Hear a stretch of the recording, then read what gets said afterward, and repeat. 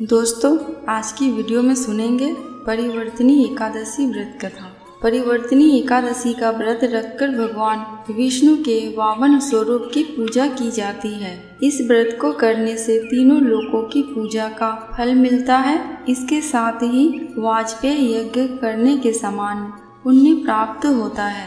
इस व्रत को करने से पाप मिटते हैं और जीवन के अंत में मोक्ष की प्राप्ति होती है। परिवर्तनी एकादशी व्रत कथा। युधिष्ठिर कहने लगे कि हे भगवान, भाद्रपद शुक्ल एकादशी का क्या नाम है, इसकी विधि तथा इसका महत्व कृपा करके कहिए। तब भगवान श्री कृष्ण कहने लगे कि इस पुण्य, स्वर्ग और मोक्ष को देने वाली तथा सब पापों का नाश करने वाली उत्तम वावन एकादशी का महत्व मैं तुमसे कहता हूँ, तुम ध्यान पूर्वक सुनो। जो मनुष्य इस एकादशी के दिन मेरी वावन रूप की पूजा करता है, उससे तीनों लोक पूज्य होते हैं। अतः मोक्ष की इच्छा रखने वाले मनुष्य इस व्रत को अवश्य ही करें। जो कमल नयन भगवान का कमल से पूजन करते हैं, वे अवश्य भगवान के समीप जाते हैं। जिसने भाद्रपद शुक्ल एकादशी को व्रत और पूजन किया, उसने ब्रह्मा विष्णु सहित तीनों लोकों का पूजन किया। अतः हरिवासर अर्थात एकादशी का व्रत अवश्य ही करना चाहिए। इस दिन भगवान करवट लेते हैं, इसलिए इसको परिवर्तनी एकादशी कहते हैं। भगवान के वचन सुनकर युधिष्ठिर बोले कि भगवान, मुझे अति संदेह हो रहा है कि आप किस प्रकार सोते और करवट लेते हैं तथा किस तरह राजा बलि को बांधा और वावन रूप रखकर क्या क्या लीलाएं की। चतुर्मास के व्रत की क्या विधि है तथा आपके शयन करने पर मनुष्य का क्या कर्तव्य है, आप मुझे विस्तार से बताइए। श्री कृष्ण कहने लगे कि हे राजन, अब आप सब पापों को नष्ट करने वाली कथा का श्रवण करें। त्रेता युग में बलि नामक एक दैत्य था। वह मेरा परम भक्त था। विविध प्रकार के वेद सूक्तों से मेरा पूजन किया करता था और नित्य ही ब्राह्मणों का पूजन तथा यज्ञ के आयोजन करता था। लेकिन इंद्र से द्वेष के कारण उसने इंद्रलोक तथा सभी देवताओं को जीत लिया। इस कारण सभी देवता एकत्र होकर सोच विचार कर भगवान के पास गए। बृहस्पति सहित इंद्रादिक देवता प्रभु के निकट जाकर और नतमस्तक होकर वेद मंत्रों द्वारा भगवान का पूजन और स्तुति करने लगे। अतः मैंने वावन रूप धारण करके 5वां अवतार लिया और फिर अत्यंत तेजस्वी रूप से राजा बलि को जीत लिया। इतनी वार्ता सुनकर राजा युधिष्ठिर बोले कि आपने वावन रूप धारण करके उस महाबली दैत्य को किस प्रकार जीता।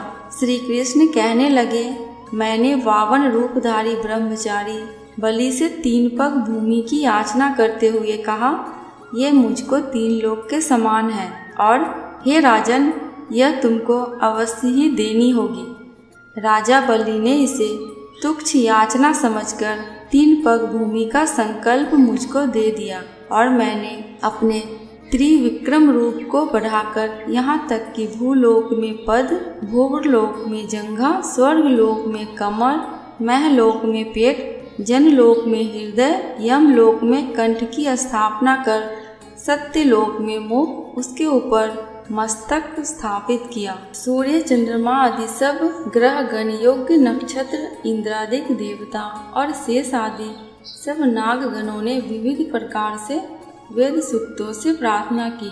तब मैंने राजा बलि का हाथ पकड़कर कहा कि हे राजन, एक पद से पृथ्वी, दूसरे से स्वर्गलोक पूर्ण हो गए। अब तीसरा पग कहाँ रखूं?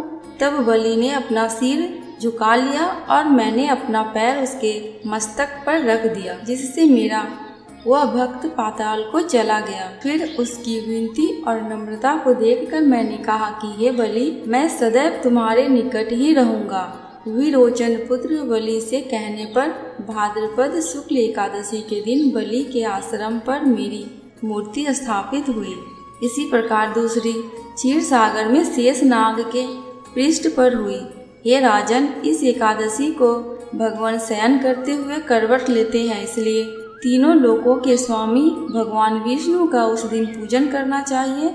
इस दिन तांबा, चांदी, चावल और दही का दान करना उचित है। स्त्री को जागरण अवश्य ही करना चाहिए। जो भी मनुष्य विधि पूर्वक इस एकादशी का व्रत करते हैं वे सब पापों से मुक्त होकर स्वर्ग में जाकर चंद्रमा के समान प्रकाशित होते हैं और यश पाते हैं। जो पाप नाशक इस कथा को पढ़ते अथवा सुनते हैं उनको 1000 अश्वमेध यज्ञ का फल प्राप्त होता है। कथा समाप्त। दोस्तों, कमेंट बॉक्स में भगवान विष्णु, भगवान श्री कृष्ण एवं 52 अवतार की जयकारा लगाना बिल्कुल भी मत भूलना। आपको मेरे चैनल पे व्रत त्योहारों की जानकारियाँ एवं उनसे जुड़ी कथा कहानियाँ मिलती रहेंगी। अगर आपको ये वीडियो थोड़ी सी भी अच्छी लगी हो तो प्लीज़ मेरे चैनल को सब्सक्राइब करके मेरी वीडियो को लाइक एंड शेयर कर देना। अंत तक वीडियो में बने रहने के लिए आपका दिल से बहुत बहुत शुक्रिया।